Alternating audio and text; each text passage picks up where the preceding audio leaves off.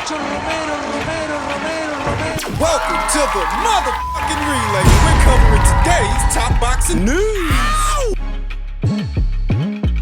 Okay, we'll start with this. The big upset, the latest one. The shock, the shot. Heard round the world as Daniel Dubois dismantled and manhandled Anthony Joshua, the two-time former unified champion, over the course of 5 rounds, 4 knockdowns scored. Let's talk about the fight. So the only thing I was right about this fight, the only thing that checked off, was that Daniel Dubois would be aggressive from the start and that he would want to get off to a fast start, that he would be the aggressor and Anthony would be the defender in the opening stanza, Anthony moving lateral, still trying to establish the jab, Getting it out there and surprisingly being beaten to the punch by Daniel Dubois. That caught me by surprise. That caught me off guard because going in, I thought that Anthony would be the faster one of the two, faster on his feet with faster hands, but I noticed it almost immediately that Daniel's jab... He was beating Anthony to the punch, that Daniel had faster hands than Anthony. I didn't expect that. Stalking him, looking to get in mid-range to inside and let go of bombs, big punches, and I noticed as he was closing the distance and getting off his jab, when they were trading jabs, Daniel's jabs were getting in. He was beating Anthony to the punch and snapping his head back while doing so. Pivotal moments. Critical detail that if Anthony can't establish the jab and control Daniel with the jab, he's going to be in a world of hurt. He's going to be in a world of trouble because that's what we thought he brought to the table. A better jab and better fundamentals. Not tonight. Or yesterday, depending on when this video is uploaded. Though still, nothing dramatic happened, not for most of the first round. It wasn't until the end that Daniel got through with a looping right and overhand right that floored Anthony for the first time. Tail end of the first round, saved by the bell. Caught with his hands down, it was jarring that Anthony Joshua, the Olympian, was exhibiting such poor fundamentals, poor defense throughout the course of this fight. When going in, we thought that's what he had, what advantages he brought to the table. That even if Daniel Dubois is the stronger puncher, and both Lawrence Okolie and Dave Allen said as much, Anthony's got him beat in other areas. Apparently not. The fundamental flaw that I identified was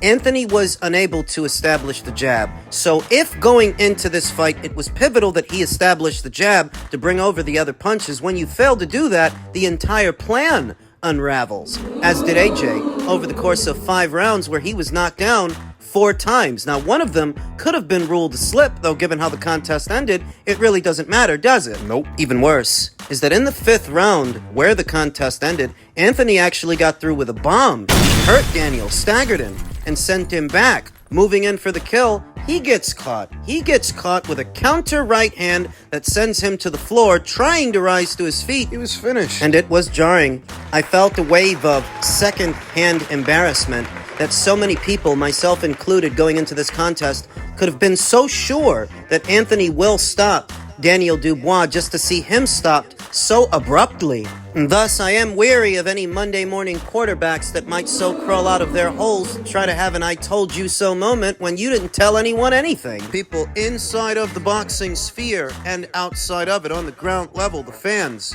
most of them, everyone I spoke to, had AJ winning the fight and winning the fight by way of knockout. The odds makers included. The bookies had AJ the favorite. Everything was in his favor. He even came out last, as if he was the reigning defending champion when he made his ring walk. So what decided the fight? If it all ended so dramatically different from what everyone expected, what happened within the fight that determined the outcome? And the most that I can say is that Daniel was the faster fighter of the two, the stronger fighter of the two. Moreover, he was the fighter that was willing to gamble, to step into his shots and bring over bombs. He went for it. From the opening round to the 5th, where it ended, Daniel was confident that he could get Anthony out of there. That's how he fought. That's how he won. And there is little more to it than that because the contest didn't last long, so there's not much to reflect upon. In the entirety of the contest, Anthony was never in the fight. I didn't give him a round. Not even one. Wasn't in the fight. It wasn't competitive. It just wasn't. Heartbreak. Hard to watch.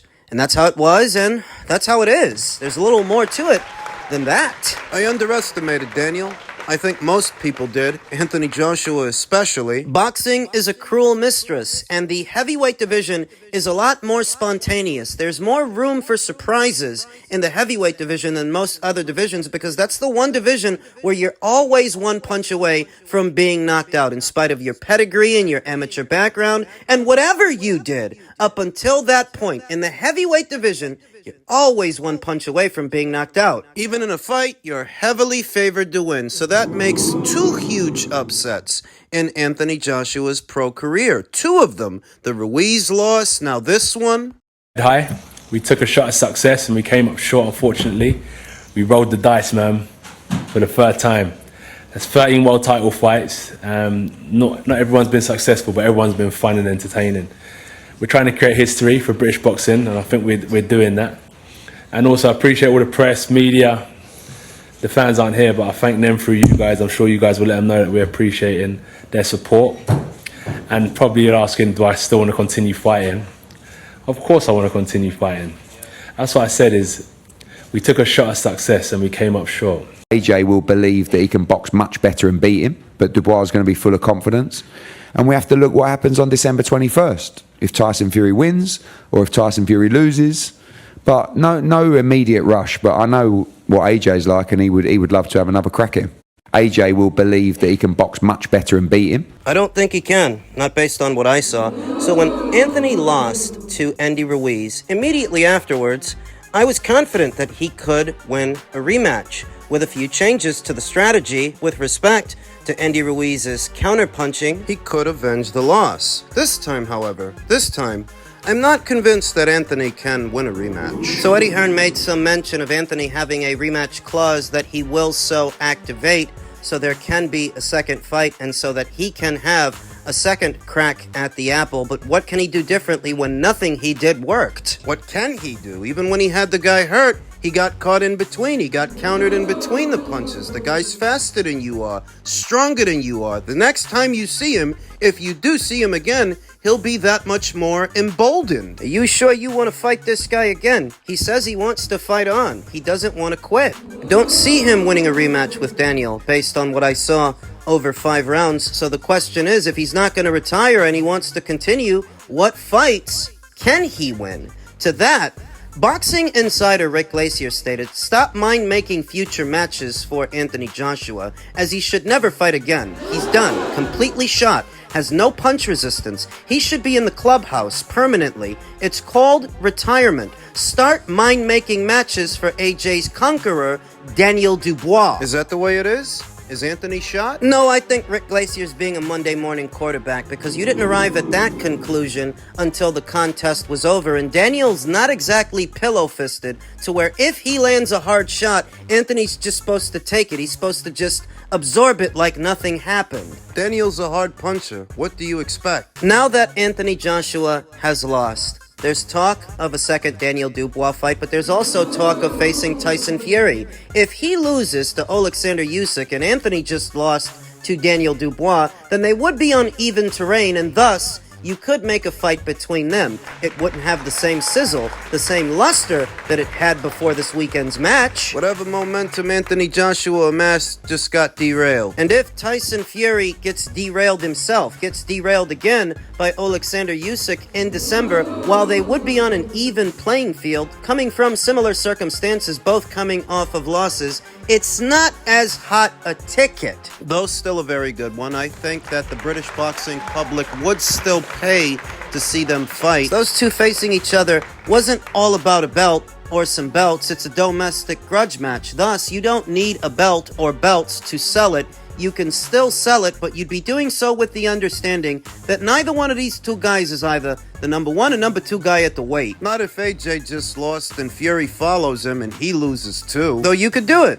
You could do a fight between AJ and Fury since they're coming off of losses, and you could do a rematch between Usyk and Daniel. In that scenario, that would be ideal. Though it does seem less than ideal that AJ should lose this way, and that so many should take this as an opportunity to tear him down after everything that he's done for the British boxing scene, whether you like him or not. Most, if not all, of the attention it now gets started with him. It doesn't seem a fitting end for what has been the catalyst to the British boxing renaissance we are now seeing. 96,000 people showed up.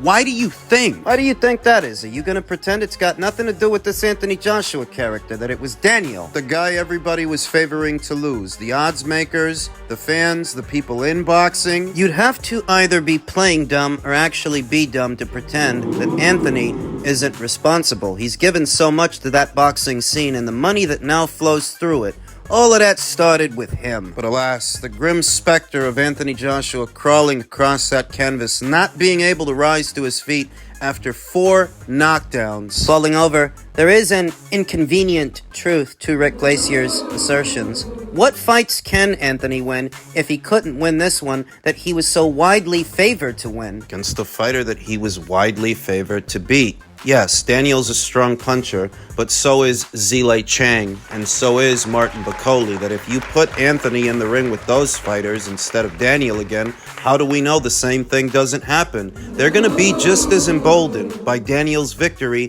as Daniel himself. Can he win those fights? Sorry to say that I couldn't trust him. I wouldn't, to win those fights with either Zhang or Bakole, because whenever Daniel got in with a clean shot, a solid one, he was hurt. He was visibly hurt. Daniel believed that he could get him out of there, and he operated on that assumption.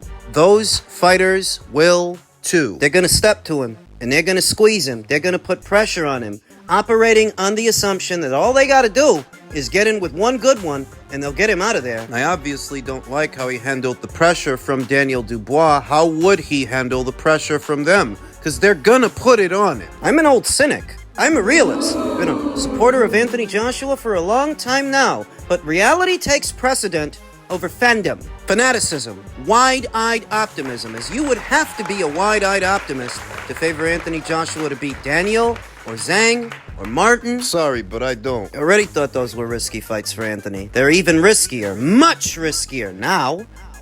I think Anthony must win. Должен был выиграть. Anthony should have won. Yeah, should have won. It's boxing. I don't know. Were you surprised it was such a firefight? Did you expect it to be like that? For me, yeah. Yeah, I think it's, for me, it's surprise. Cool. Вы ожидали, что такой горячий бой будет, что так закончится? Я думал, что Энтони выиграет. Well, he was expecting that Anthony is going to win the fight. Yeah. So next up then, how is training going for you and your rematch with Tyson Fury? Yeah, I go. I now in my training camp. Tomorrow I'm back my training camp. I continue prepare. You will say you will beat Tyson Fury, I'm sure. Does that mean that maybe next year we might see you and Daniel Dubois have a rematch? I don't think for Tyson Fury, for my fight, only my family, only my prepare. And that may be how all of this breaks down. As Daniel just beat Anthony, if Usyk beats Fury, Again? well, he may have to see Daniel again. And there is a precedent for a second fight. There is a precedent for a rematch between Usyk and Daniel, but he would be facing a more emboldened, more confident, more hardened Daniel Dubois than the one he first met. And that confidence makes him dangerous, even more dangerous. While he will be a year and a half older than when they initially met, things to think about. We may see a rematch between them, though before we do, we may see a rematch between Anthony and Daniel. It's the rush to the top, the desire to stay there. Should Anthony even fight this guy again when he was so easily beaten over 5 rounds? What the hell can he do differently? Being honest with you, I don't know. Going in, I knew that he would take a defensive approach, that he would be looking to box where Daniel would be looking to brawl. That much was true. What we saw is Anthony couldn't keep it a boxing match. He couldn't control the tempo of the fight, couldn't manage the real estate, the space, couldn't deal with what punches got in. So what are you gonna do in a rematch? Go for the knockout? Make it a firefight? Does that sound like a good idea given what we just saw? You tell me what adjustments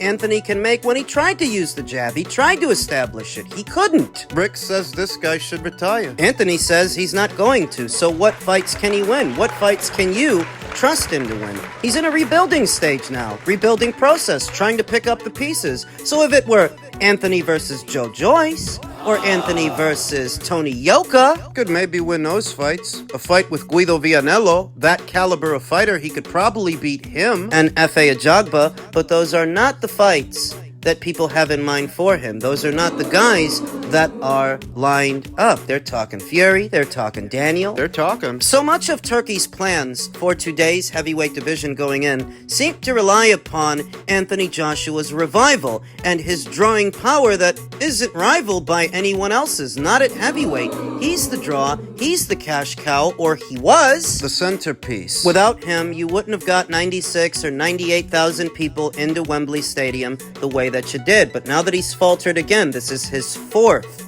professional loss. If he means to extend his boxing career, then I'm afraid to say running it back with Daniel. That is not going to end well. His best bet would be to make it a firefight and go for the knockout early, though in the exchange, you might be able to get him, but he's already gotten you. So how confident can you be in a strategy like that? And how much more confident is he gonna be that he's already gotten to you, dismantled you easily? It seemed to me that Daniel was dealing with a lot more than Anthony was this fight week. Rumors about a fallout between him, Don Charles, his dad, all of that, being treated like the B-side, even though he was the defending champion going in. He literally came out first. Anthony came out last when they did their ring walks, and so many were counting him out. He powered through all of that. So how much more confident do you think that makes him that he was able to do it? Dangerous. A rematch with Daniel would be ill-advised,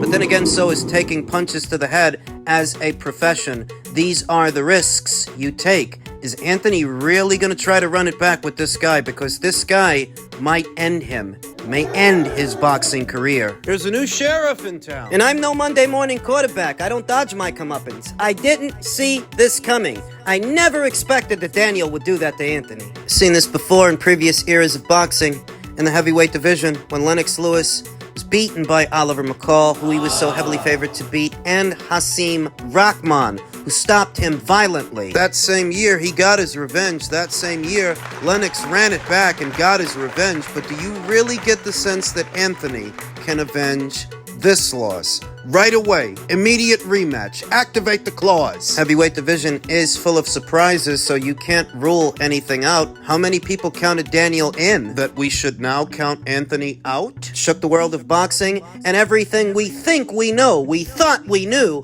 about the heavyweight division's pecking order. It's too soon. Honestly, I'm still trying to process what I saw because it all happened so fast. The knockdown, the knockdowns. Before you knew it, the fight was over. But when it was, the feeling that I got was Anthony's outgunned. He can't beat this kid. He's too fast. He's too strong.